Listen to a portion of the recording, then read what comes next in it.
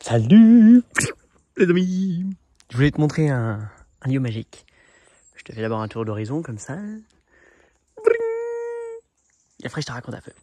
Donc on est là, ça c'est la Leyre, a priori donc c'est une sorte de ruisseau qui vient, qui se dandine comme ça, qui circule autour dans les landes.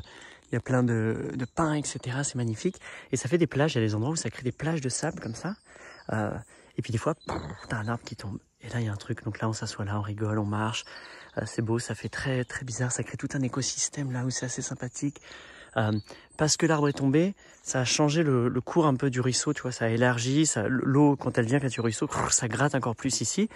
Et ça rebondit, ça repart. Et donc ça crée, ça change complètement le paysage. Donc juste un arbre qui tombe naturellement, au lieu de l'enlever, tu le laisses. Et puis ça crée tout un perchoir, un truc pour les humains, pour les oiseaux, pour la biodiversité. Et plein de choses magiques là en dessous, sous les racines, sous ce truc, c'est pour les poissons. C'est cool. Et cette rivière, donc ça fait longtemps que je viens maintenant, je l'ai vue à plein de saisons. Et tu vois le vivant. Ça fait ça. Parce que là, elle est très basse. Et des fois, elle monte, elle va jusque là, en fait. En période de crue, ça monte, ça vient, ça arrache tout, ça dépose plein de trucs partout. Et ça circule sur tout le truc, donc beaucoup plus de force. Et des fois, elle respire, tu vois, elle descend, elle monte, etc. Et nous, on vient, on se baigne là. Là, t'as un creux, là, de sable qui est fait par le courant. Et là, c'est un peu plus profond, donc on vient, on profite, c'est cool. Même quand c'est bien gelé, on y va. On a joué de la musique ici. Je sais pas si tu as reconnu. Il y a des clips vidéo qui ont été tournés ici. Regarde Natalia Doco et Ignacio Gomez, par exemple. Je pense que si tu regardes un peu des Flo de la Vega, avec son nouvel album, des trucs comme ça, il y a une vidéo où il fait du radeau. Il part en radeau avec des enfants. C'est trop beau, le clip. Il est magnifique. Et je crois que c'est sur la Leyre, sur un autre morceau de la Leyre. Bref, ils l'ont fait entre potes, je devais venir et j'étais pris, mais ils sont pris en kayak et ils sont allés jusqu'à l'océan comme ça en suivant juste la Leyre, c'est trop cool. Bref, on est chez Flo de la Vega et voilà un spot où on a appris à se connaître, on était assis là, lui et moi, et on a fait connaissance, on a papoté, on a ouvert nos cœurs et de là la magie. Et puis cet été, l'été dernier, on avait tout un groupe. Il a dit aux gens qu'il avait rencontrés, à tous les gens inspirants qui l'inspiraient dans la vie, qu'il avait rencontrés ou entendu parler, il leur a dit venez, on se passe une semaine chez moi et on voit ce qui se passe. Et on était là et on a kiffé et on a joué de la musique. Moi sur cette plage là, j'ai créé des chansons, j'ai créé Jardin, j'ai eu des mues intérieures, j'ai vécu des trucs super puissants. Et donc là je pars à Tenerife. Attends, je me retourne. Salut.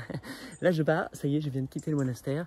Je pars à Tenerife pendant 3 mois. Donc il y a une mue, il y a une transition, un changement de vie dans mon cycle. Et donc je viens là pour déposer mon vélo Flo va aller à Tenerife aussi, on va se rejoindre là-bas, donc il va emmener mon vélo par la route et moi je prends l'avion, je décolle lundi. Et donc là je viens peler des trucs et j'irai me baigner dedans et me purifier. Ça fait trop du bien.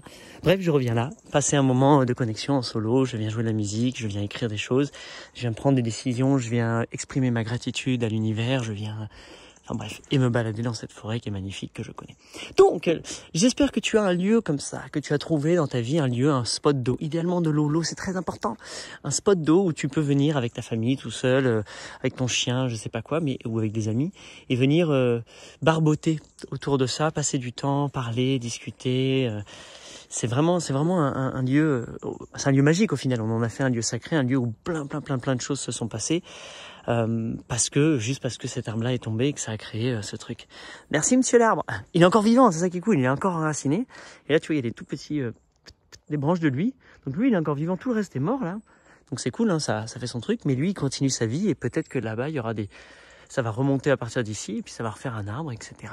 Celui-là va bientôt tomber un jour, etc.